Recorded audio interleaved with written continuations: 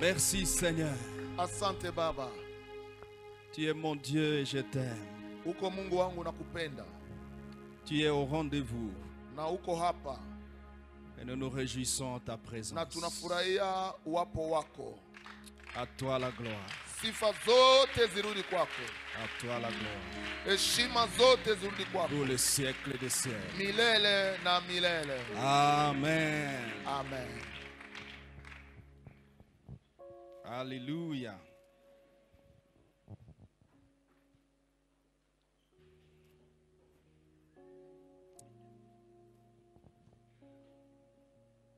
Dites à ton voisin, nous sommes dans les eaux profondes. Ambia jirani tuko kwenye maji mengi. Dis-lui, il faut nager.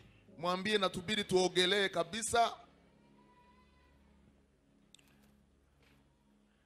Dans les eaux profondes, on ne marche pas à pied, on nage. Katika maji mengi hautembeake na miguu, unafaa kuogelea tu.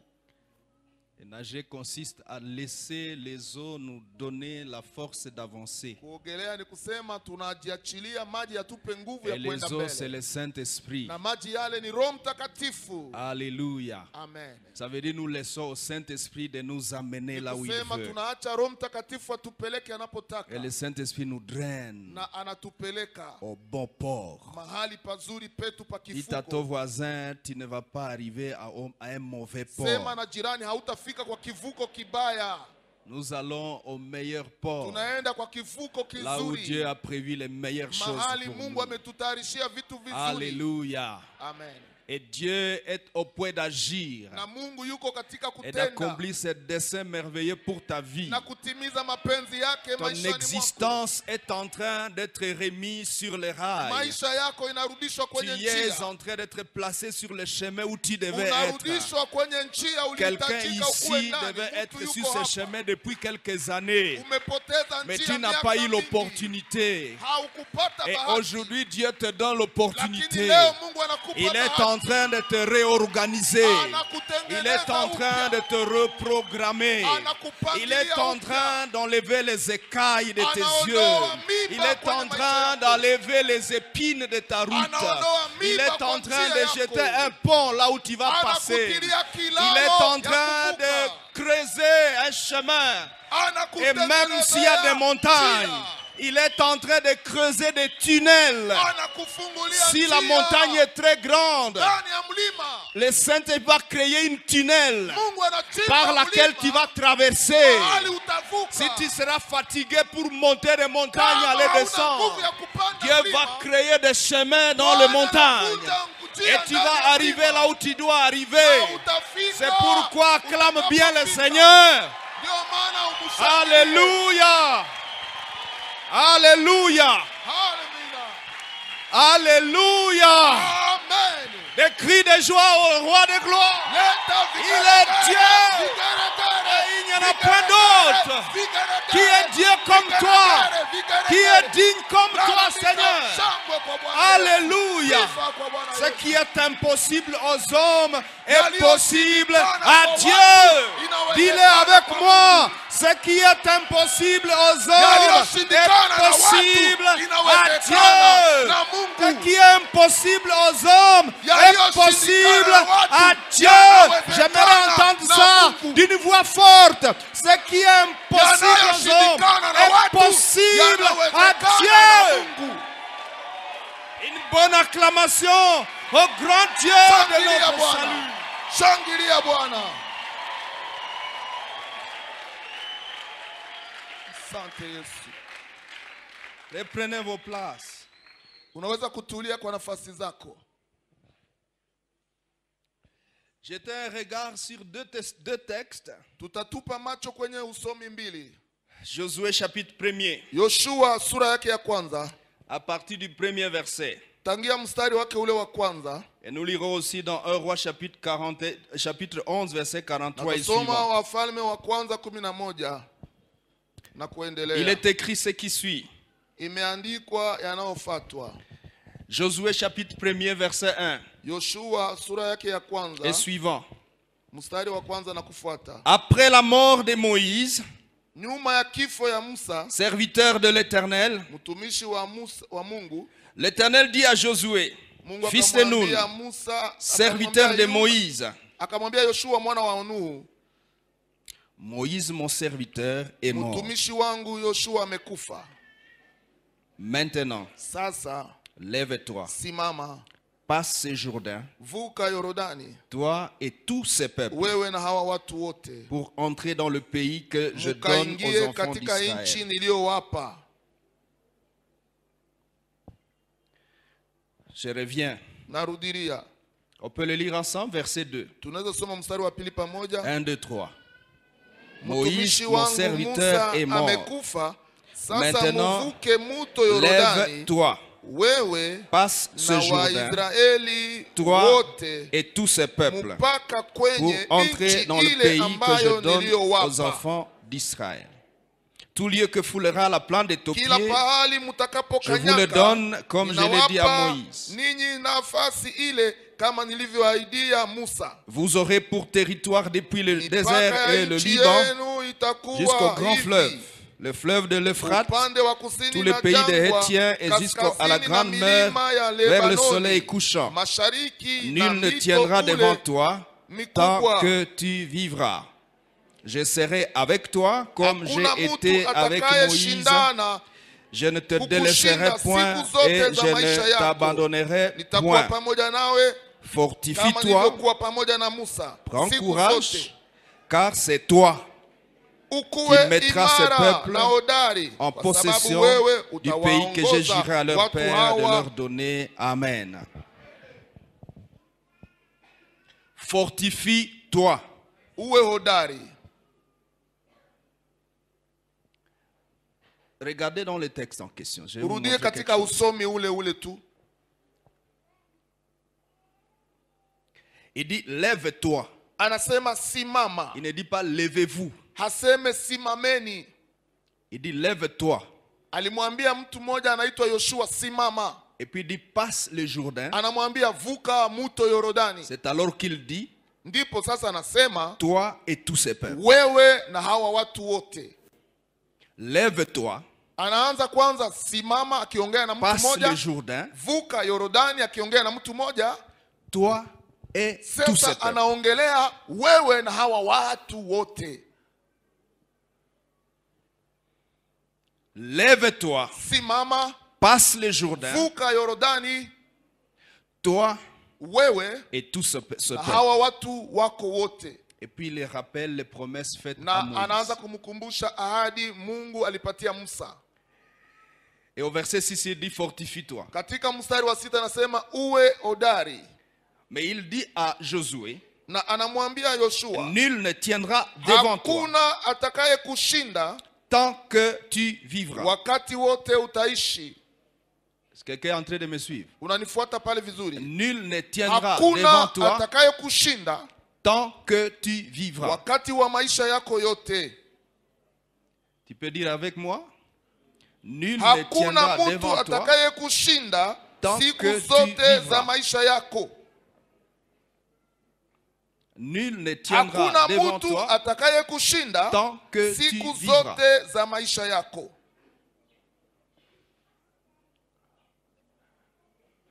Ce vocabulaire nul fait penser à un être humain. Anapoongelea hapa mtu ni mtu tu, anaongelea mtu. Autrement, aucun être humain ne tiendra devant toi Hapa anasema hakuna mtu atakaye kushinda tant que tu vivras. siku zote za maisha yako.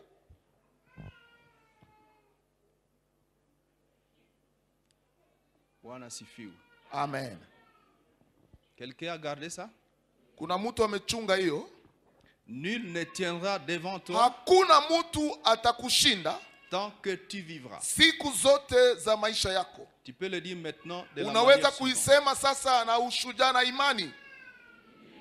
Hakuna mtu atakaye nishinda. Attendez. Sikiliza, kutungojee kidogo. Attendez.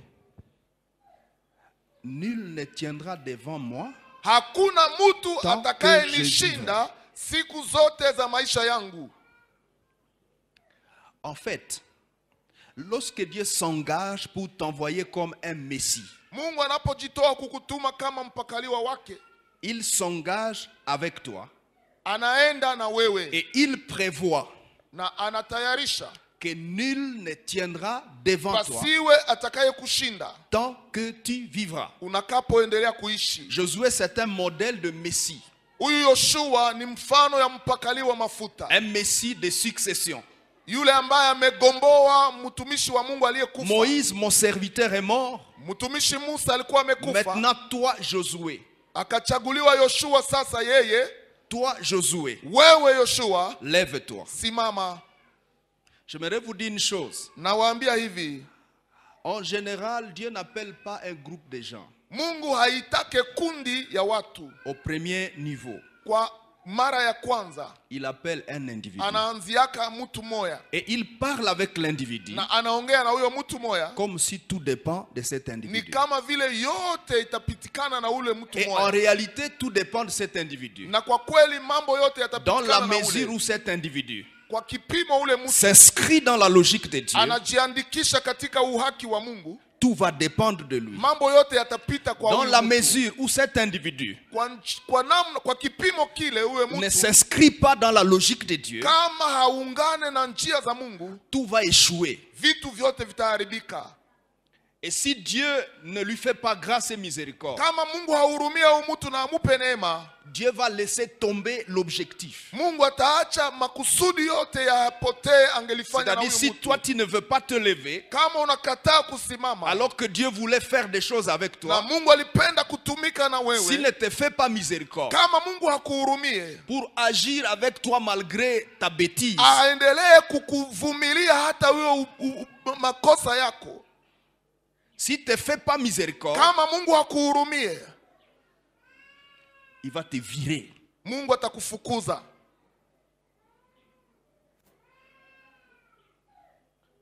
Heureusement, Kitu kizuri kwetu, c'est que toi tu as l'avantage d'être dans ces lieux uko na bahati, uko hapa hii magharibi, et d'être dans cette famille na unakuwa mtoto wa hii jamaa, et d'apprendre beaucoup de choses na qui t'aident. unajifunza mambo mengi yatakayokusaidia. Il faut bénir le Seigneur de faire partie de cette Ubariki famille. Mungu sababu uko mtoto wa hii jamaa.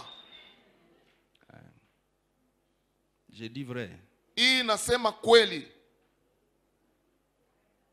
Bwana asifiwe. Amen.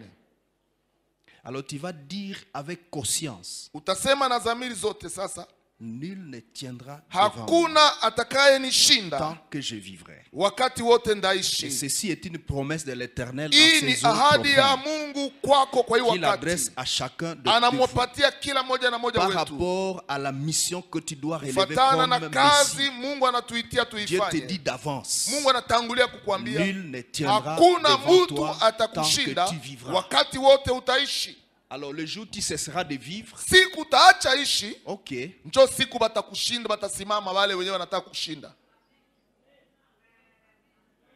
je peux le dire maintenant, Unaweza kuisema je sasa. peux le dire avec conviction. Sema hayo na uhakikisho wote. Allons-y. Tuseme Nini hakuna tiendra atakayenishinda tant que je siku vis. zangu za kuishi zote. Et si nul ne tiendra devant moi, il Na s'agit kama aussi hakuna atakayenishinda, les esprits. hata hizo roho Les esprits sont dans la catégorie du nul, nazo ziko ndani ya hakuna. dans ces concepts. Nul. Parce qu'ils sont considérés comme des personnages. Sababu wao wanaonekana kama vile Les êtres viumbe. humains Wanadamu sont des personnages. ni viumbe. Les esprits sont des Hizo personnages. roho nazo ni viumbe.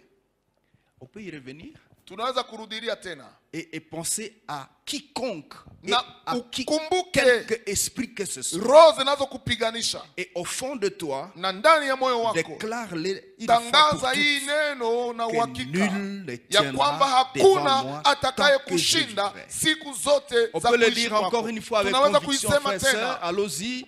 Nul hakuna ne tiendra atakayenishinda devant moi siku tant zote que za je kuishi vivrai. kwangu. Mais dans cette phrase, il y a une responsabilité. Lakini- Nul ne tiendra devant moi. Lakini katika hiyo neno kuna majukumu. C'est-à-dire, tant que je joue mon rôle, tant que je fonctionne comme je dois fonctionner, wakati ninatumika gizi nilipashwa kutumika, tant que je vis tel que je dois vivre, ninapoishi gizi nilipashwa kuishi, nul ne tiendra devant moi hakuna atakayenishinda tant que je vivrai. nitakapoishi. Parce qu'en effet, Kwa kweli, quand je fonctionne tel que je dois fonctionner, napoishi gizi nilipashwa kuishi, je conserve Dieu de mon côté. nachunga Mungu kwa upande wangu. Et la Bible déclare, Na Biblia inaniambia, si Dieu est pour nous, Mungu akiwa upande wangu, qui sera? nani atakuwa juu yangu? Si Dieu est avec moi, Kama Mungu yuko nami, qui sera? contre nani moi? atanipinga? Bwana sifiwe. Amen.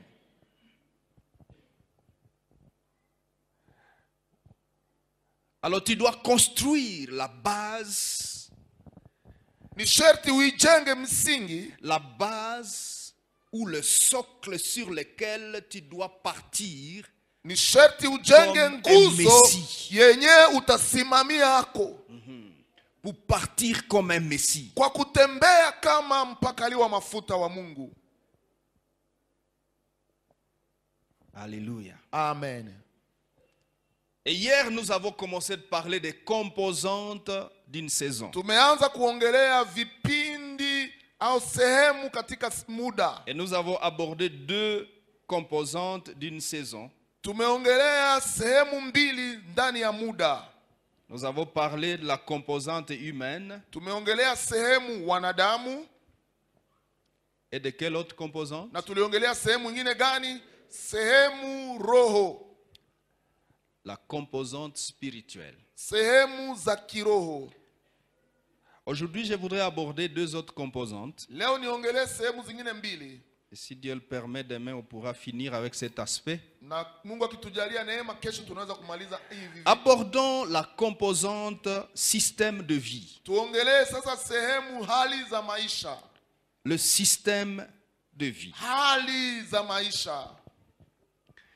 Il y a deux systèmes Kuna hali mbili za dans maisha. notre vie qui caractérisent notre parcours Kuna hali mbili zinazoonekana katika et qui maisha yetu influencent notre parcours. na zinasukuma maisha yetu. C'est le système politique Ya kwanza ni hali ya kisiasa au ya uongozi wa nchi, et le système économique. na ya pili ni hali ya kiuchumi au ya Ne kimapato. perdez pas de vue, nous sommes en train de parler des composantes d'une saison. Tusisahau tunaongelea vipindi ndani ya muda. Ça veut dire autrement, dans une saison, Ni kusema ndani ya muda ou plutôt chaque saison au kila nyakati se vit zinakuwa na kuishi ndani dans un système. katika hali fulani, Autrement dit encore, au tuseme tena chaque hivi, être humain, kila mwanadamu lorsqu'il est en train de vivre sa saison, anapokuwa akiishi wakati wake wa maisha, qu'il le veuille ou pas, apende asipopenda, il se retrouve dans un système politique. anajikuta katika hali ya uongozi wa kisiasa,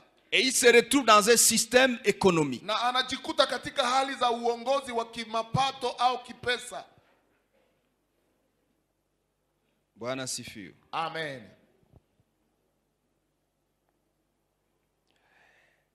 La politique qui se vit dans ta saison Siasa inayoongoza ule wakati wako wa kuishi est d'une grande influence inakuwa na kukusukuma sur wingi le sana. sort de ton parcours. Katika hali gizi utakuwa.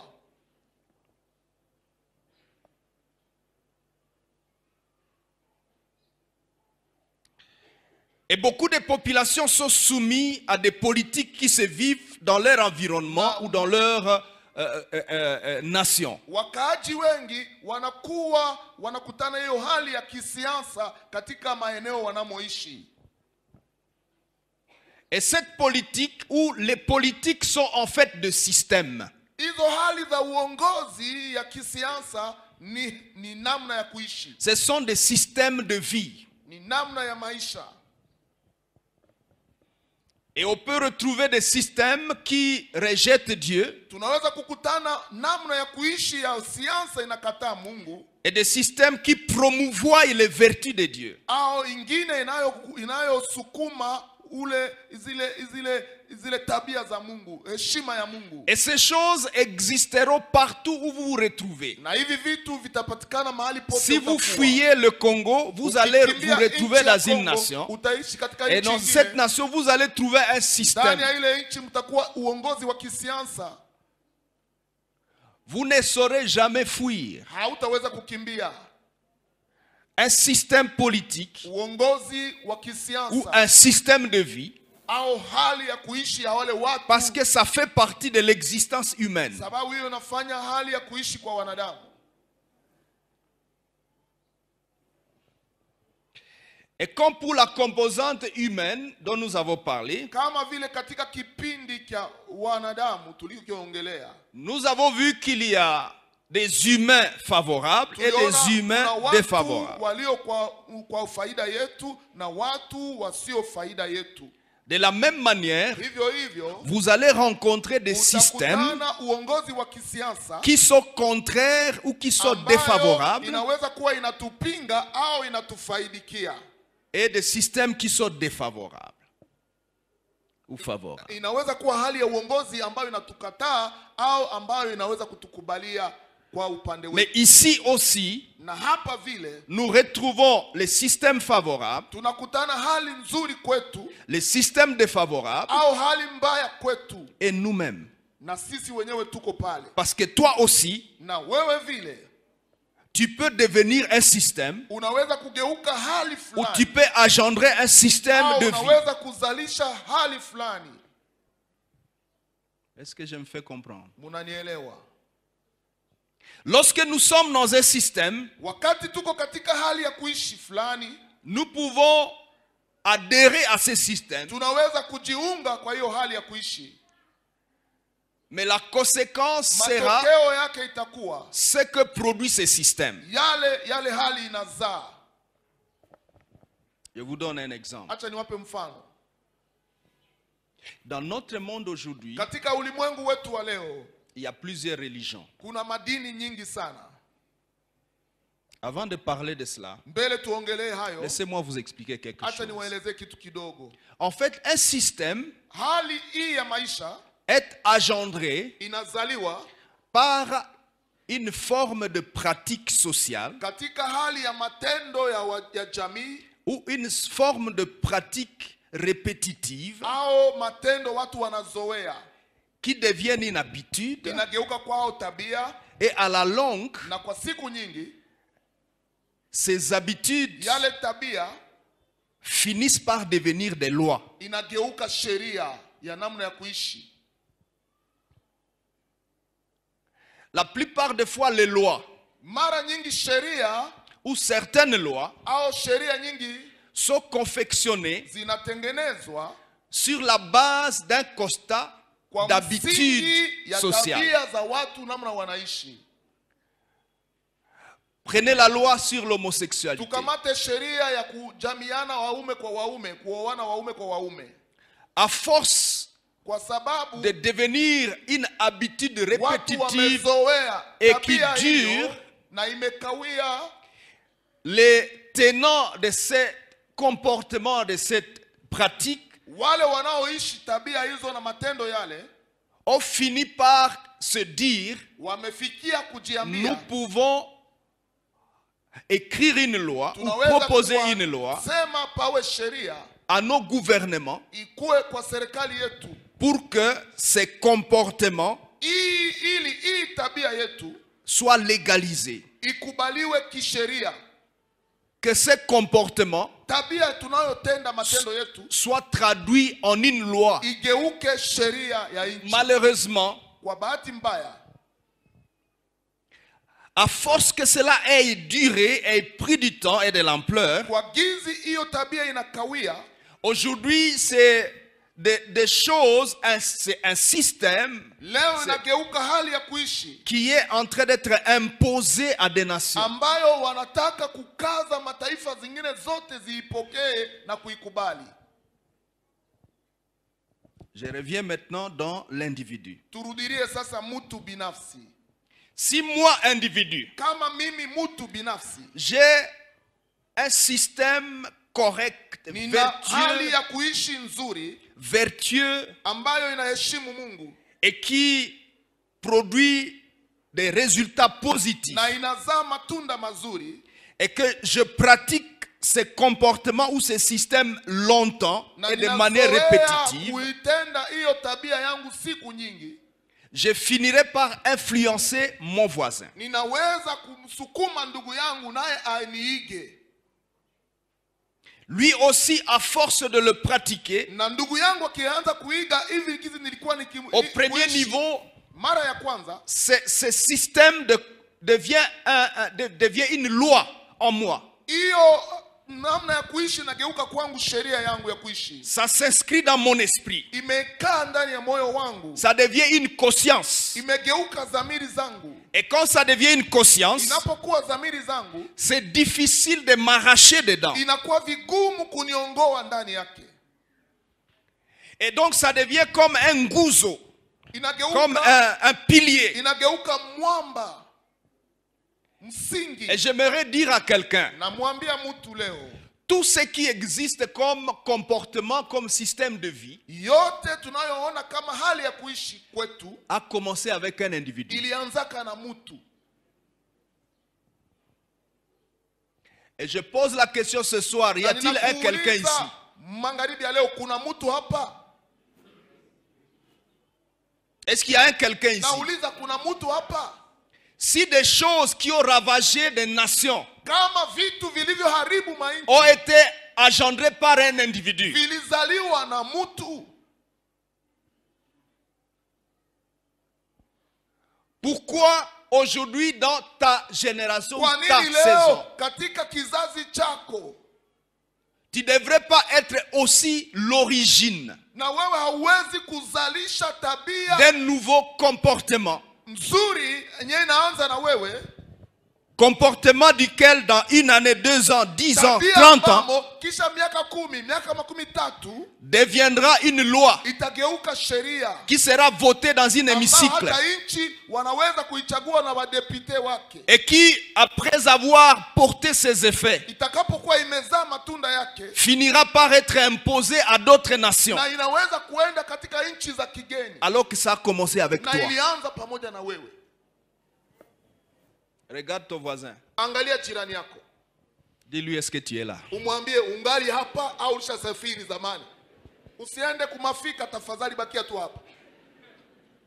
Pose-lui la deuxième question. Umuulize ulizo ya pili, Est-ce que tu es un homme? je, uko mwanaume au uko mwanamke? Uko mutu?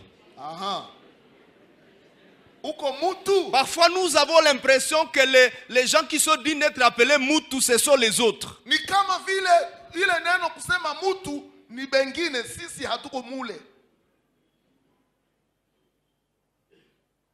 J'aurais bien voulu te dire, regarde-toi toi-même. Il n'y a pas de miroir kusema ici. kila mtu ajiangalie, eske unafanana mutu? Il n'y a pas de miroir malheureusement. Au ulize mwingine basi. Ungejiangalia na kujiuliza, eske na mimi niko mutu basi.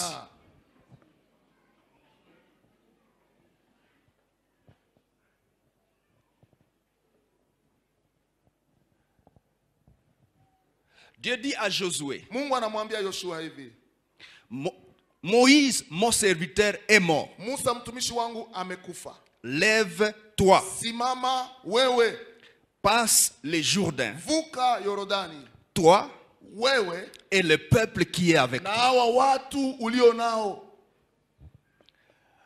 Autrement, Josué, Ni kusema wewe Yoshua, je ne suis pas en train de te dire, siko na kuambia Josué, Yoshua, prends le peuple kamata watu et vois si le peuple peut t'aider à passer le na Jourdain. uone kama watu wanaweza kukusaidia muvuke hii mtoni. Mais toi, Josué, Lakini wewe Yoshua, passe le Jourdain. vuka hii maji. En d'autres termes, Au msemo mwingine, Josué, wewe Yoshua, si le peuple refuse de traverser, watu wakikataa kuvuka hii maji, toi, Josué, wewe passe le Yoshua, Jourdain. wewe vuka hii maji basi.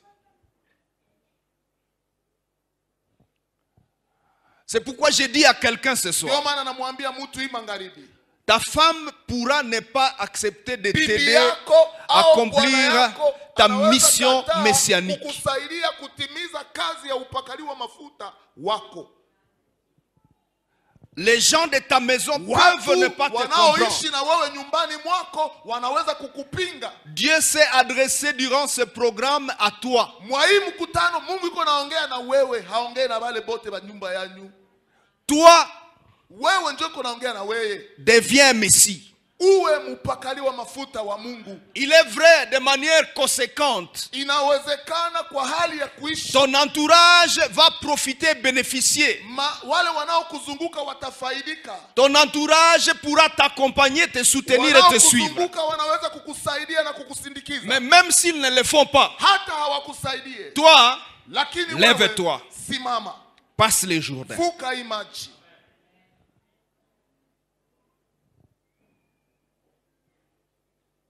Chanter dans le passé quand mbele tulikuwa tukiimba nyimbo ilikuwa inasema hata rafiki yangu ananiacha. Vous comprenez ça? Unakumbuka hiyo? Taendelea mbele. Alléluia. Amen.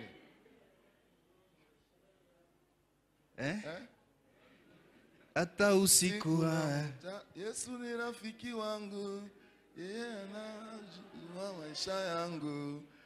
Hata siku hata mchana. Non, c'est pas ça. C'est pas ça. C'est pas ça. Ça va venir.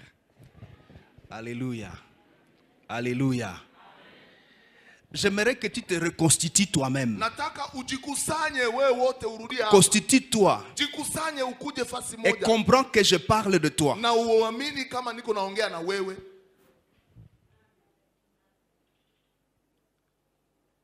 Josué, fils de Nun. Yoshua, mwana wa Nun. Mon serviteur Moïse est mort. Mtumishi wangu Yoshua amekufa. Lève-toi. Simama wewe. Et passe les Jourdains. Vuka imaji. Toi avec le peuple. Wewe na hawa watu.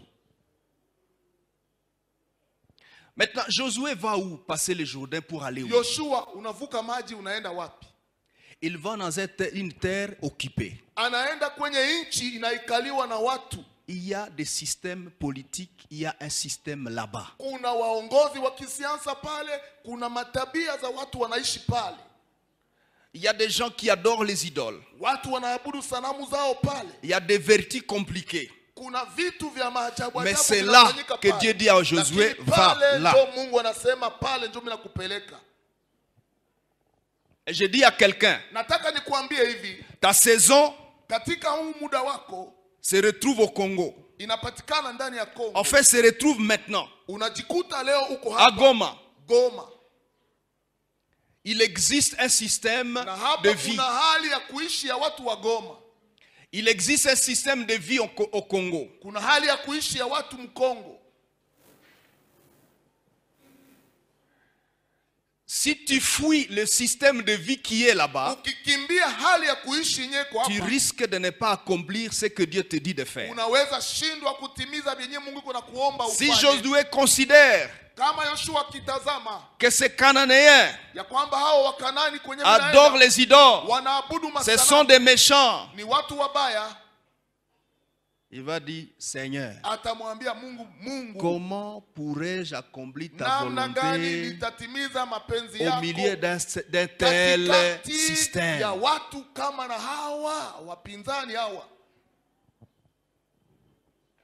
Comment je vais faire, Seigneur?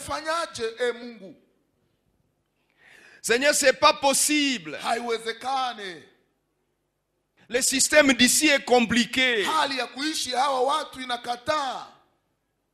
Et c'est cela la réaction de beaucoup d'entre nous.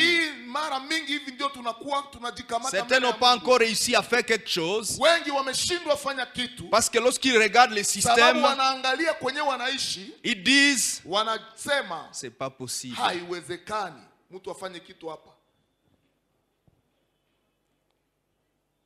Un jour, j'ai partagé la parole quelque part dans une institution administrative ici à Goma. Je suis allé dans un bureau et j'ai parlé avec ceux qui étaient là. C'était des cadres. Je leur ai présenté l'évangile. nilikuwa nikiwaletea injili ya Yesu Kristo. Et à la fin, il fallait recevoir Jésus. Na kwa kumaliza ilibidi wapokee Yesu. Et quand je les ai invités à recevoir Christ, nilipowaalika wampokee Yesu Kristo ndani ya l'un maisha d'entre eux yao, dit attends. mmoja wao akaniambia hapana, ngoja. Il dit pasteur, Akasema mchungaji, en fait, nous comprenons ce que tu venais de dire. tunatoka kusikia vinyo umetuambia. Mais si nous acceptons Jésus là, Lakini tukiitika Yesu hapa, comme disent les Ouest Africains, là, hapa tu saa hii tunaitika Yesu, et tout de suite on va sortir. mara moja tutatoka. Parce que là, on a déjà signé, on va sortir pour aller sur le terrain. Tulishaandika barua ya kutoka tuende kwa terrain. Nous voulons aller sur le terrain. Tunataka enda kufanya kazi huko nje. On va contredire tout de suite ce Jésus qu'on aura reçu. Tutapinga mara moja huyu Yesu mwetu tumetoka kupokea hapa. Et tu sais, on vit de ça. Na hivi ndio tunaishi. Autrement dit, ni kusema hivi, le système hali ya kuishi yetu hapa est tel inafanyiwa namna que je ne peux pas accomplir l'objectif de Dieu dans ce système ici. Siwezi kutimiza majukumu ya Mungu mahali hapa. Or, ijapokuwa ces comportements dont vous êtes soumis hizo tabia ambazo unakuwa est probablement né avec un individu qui a commencé ce comportement.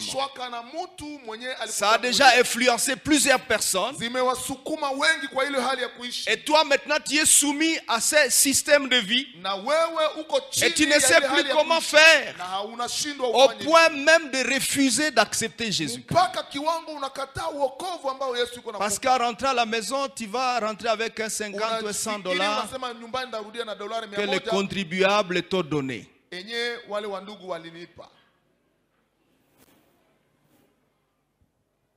Le système de vie.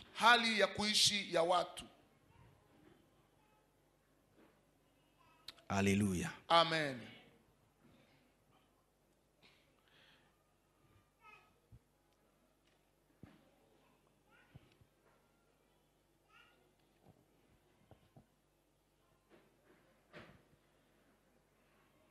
C'est pourquoi nous devrions faire attention à des habitudes que nous laissons se développer autour de nous.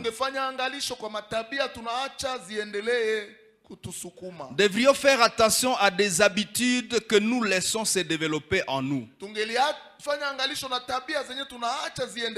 Parce qu'à la longue, à la répétition de ces habitudes deviendront des lois d'abord en nous-mêmes et deviendront des lois dans notre environnement, et un jour ça deviendra une loi votée dans un parlement.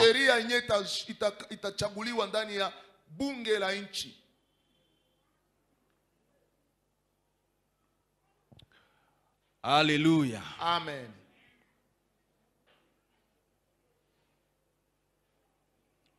Je veux dire quoi? Nataka sema nini basi?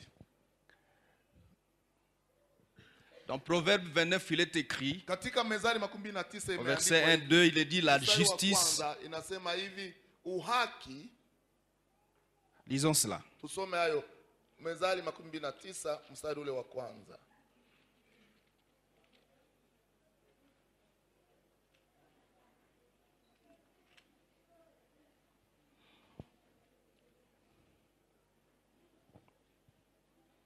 Verset 2, quand les justes se multiplient, les peuples donnent la joie. Mais quand les méchants dominent, le peuple gémit. Verset 28 du chapitre 28. Quand des méchants s'élèvent, chacun se cache. Et quand ils périssent, les justes se multiplient. Vous pouvez lire aussi d'autres versets comme Proverbe 11, 10 et ainsi de suite. En fait, si nous venons à l'église depuis 2 ans, 10 ans, 20 ans, 2 mois, 2 semaines, et que nous sommes exposés à la parole de Dieu, afin que cette parole crée en nous un nouveau système de vie, un nouveau système de fonctionnement intérieur. et que nous vivons cela de manière répétitive,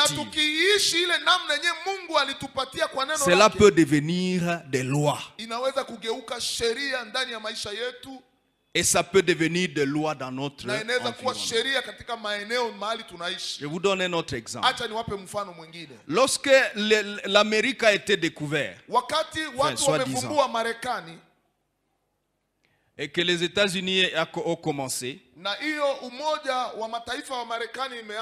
la plupart des gens qui sont venus là-bas et qui dirigeaient, qui étaient des leaders, c'était les ressortissants anglais. Et ils revenaient d'un grand réveil. Il y avait un grand réveil en Europe et particulièrement dans la partie Angleterre. Et comme ils vivaient la parole de Dieu, cela a conduit à ce que l'Amérique, la première à ses débuts au commencement, a été un pays qui avait la dominance chrétienne même dans ses lois.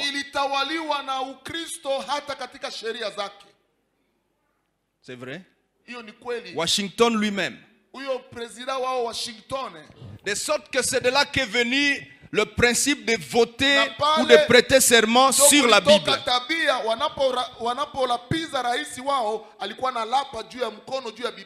Je crois qu'aujourd'hui, quand les actuels présidents prêtent serment sur la Bible, ils sont probablement gênés de le faire.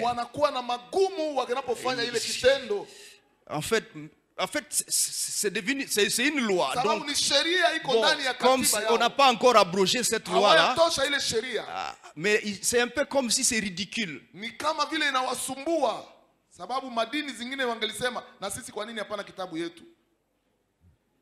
Merci.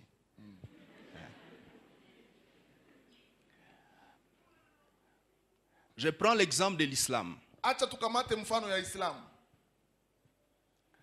Lorsque vous avez 2, 3, 4 musulmans dans votre ville, ils sont très gentils avec tout le monde. Ils viennent manger chez vous, ils vous invitent chez eux. C'est l'amour, c'est bon. Et puis ils commencent à gagner les âmes. Plus ils gagnent les âmes et qu'ils deviennent nombreux, ce que vous avez connu avec eux auparavant commence à diminuer. Et ils commencent à chercher les postes au pouvoir. Avec quel objectif? Être capable d'introduire la charia.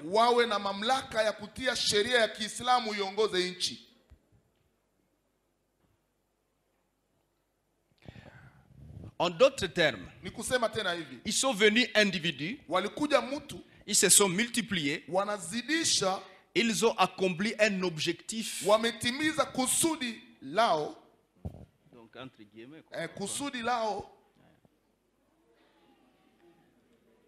en fait, voilà. Et à la fin, certaines phrases qu'ils ont cachées depuis les débuts commencent à sortir. Si tu n'acceptes pas avec gentillesse, tu vas accepter avec la force. Vous avez déjà vécu ça, non?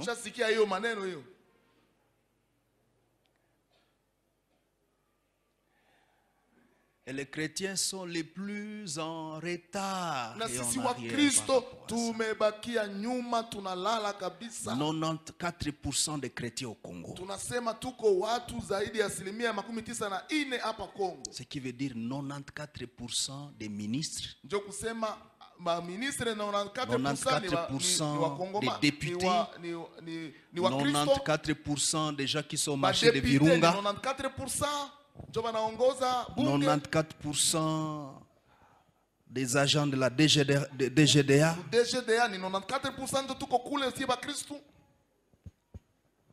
Ça marche. Est-ce que ça marche? Est-ce que ça marche? Quel est le problème? peuple africain, sisi watoto wa Afrika, nous avons été,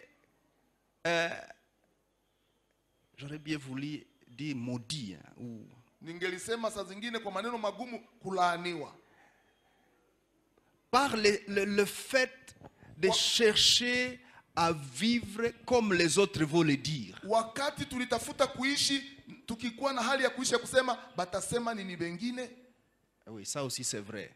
Mais je voulais dire, nilitasema hivi, vivre comme les autres le veulent. Kuishi gizi wengine wanapenda tuishi. Quand tu arrives dans un endroit, tu poses la question, apa batu banaishi ki aye. C'est ça que je dis. Comment ça se passe ici? Autrement, toi comme individu, tu n'as rien à apporter. Wewe kama mtu binafsi hauna kenye unaleta, unakuya kuzama tu mumai yenye iko pale. C'est pourquoi ce phénomène des visibles et des invisibles dans les institutions,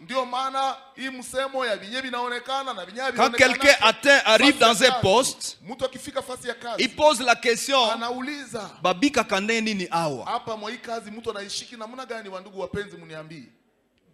Kubika nini nini? Kuishi. Anaponaka ai. Banaponaka namuna gani hapa? Mtu ataponea wapi? Mui poste ya ministre tel, banaponea kanani ai.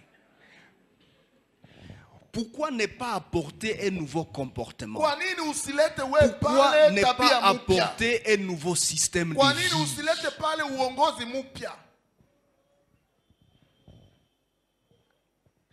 Pourquoi ne pas considérer que ça peut changer à partir de toi?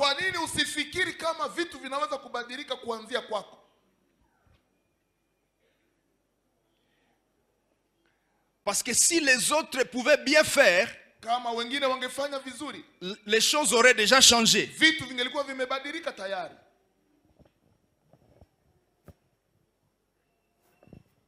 Bwana sifiwe. Amen. Bwana sifiwe. Amen.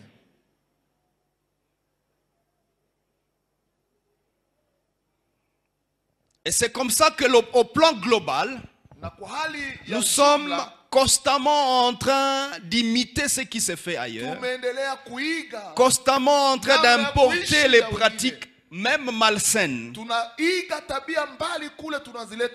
même malsaines. Les gens ont voté leur loi de l'homosexualité chez eux. Et puis nous, on prend cette loi-là, on dit, bon, en fait, on fait des négociations avec l'estomac vide. Si tu refuses l'homosexualité, tu n'auras pas les financements. Est-ce que ça ne peut pas changer? Pourquoi nous mettons notre estomac toujours devant nous?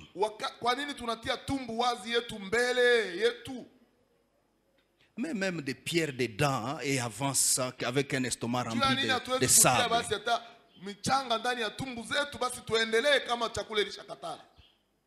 Les estomacs vides, frères et sœurs, c'est séduisant pour les partenaires, les négociants. Il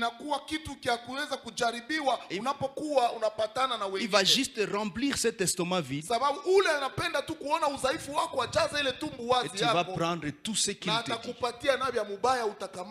Autrement, tu vas prendre ce système de vie. Quelqu'un a déjà pris le système malsain de vie de quelqu'un? Ce soir, tu dois renoncer à cela. Il faut renoncer à cela. Est-ce que je parle à quelqu'un?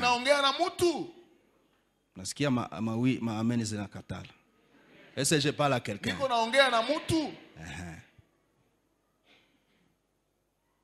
Maintenant, notre saison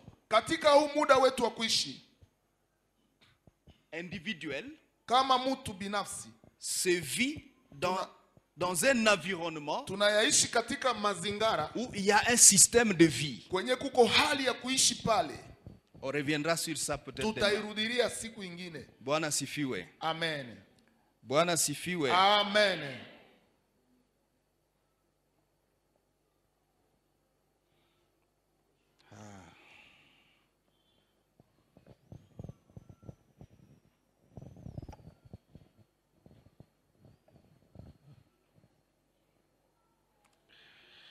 Parlons de la cinquième, Tuongelee de la quatrième composante. hiyo sehemu ya ine.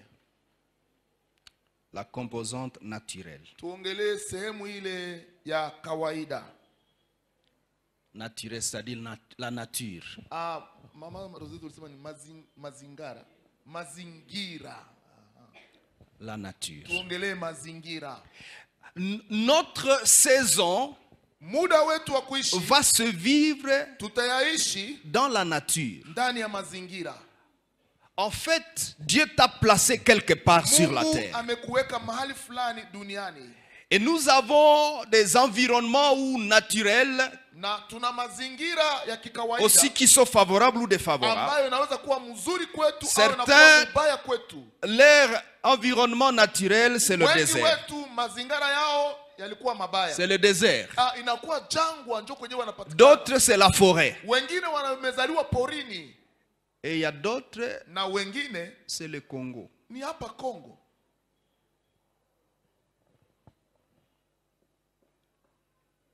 C'est-à-dire un meilleur environnement naturel. Mahali pazuri pa kuishi. Un meilleur environnement naturel. Mahali penye hewa ni nzuri, hakuna convoité par le monde entier. Na watu duniani wengi wanatamania hata wangekaa hapa.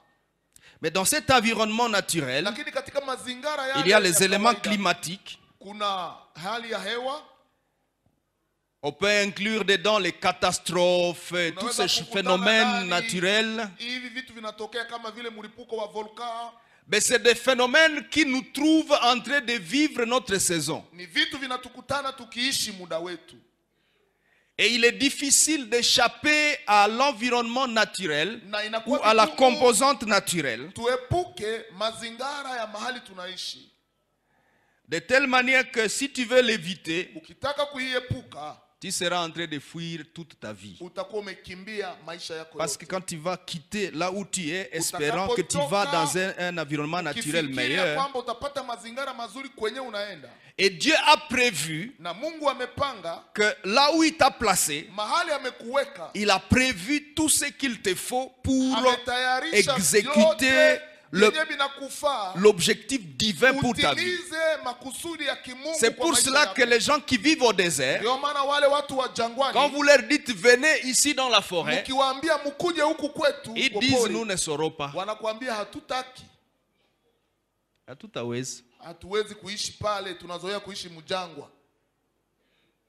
J'ai parlé avec un ami au Burkina. Alors qu'on visitait ces Ouagadougou, etc. Et je lui ai posé la question. Je vois des prairies. Il n'y a pas de forêt. Non, c'est des prairies. Il n'y a pas d'élevage, il n'y a pas de vaches. Les viandes que vous mangez ici à Ouaga, on les élève où? Il dit, ce sont les peuples qui vivent au désert qui font l'élevage.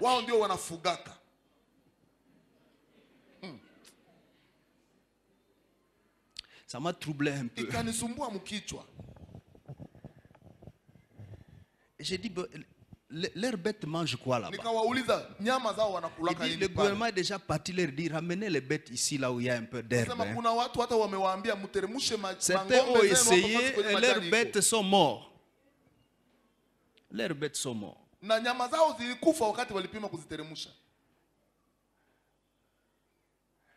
Et donc Dieu a fait en sorte que ceux qui sont au désert, la provision pour eux c'est là.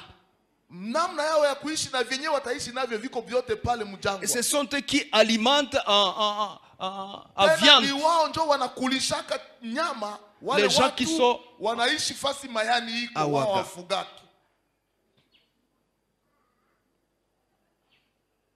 Qu'est-ce que c'est que ça?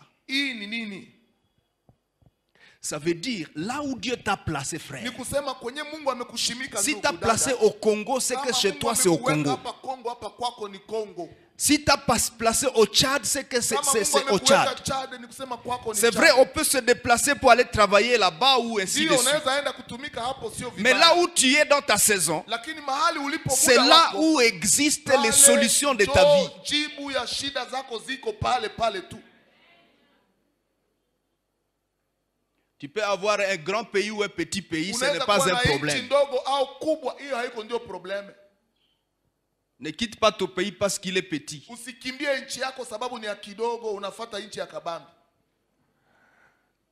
Tes solutions sont là-dedans. Et Dieu est tellement mystérieux qu'il pourvoit à tout ce qui est nécessaire pour notre existence, là où il nous a placés.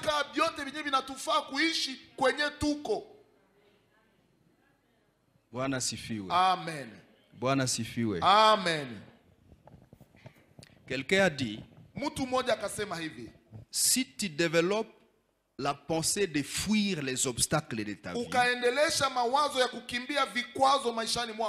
tu fuiras toute la vie. Alors dites à ton voisin, ne fuis pas toute ta vie. Il y a des solutions là où Dieu t'a placé. Le problème c'est que tu veux que les autres donnent les solutions. Tu ne considères pas que tu as du prix aux yeux de l'Éternel, que tu es honoré, qu'il t'aime et qu'il donne. Il donne. Il donne là où tu es. Lève-toi. Passe le Jourdain. Toi et le peuple. Bwana sifiwe. Amen.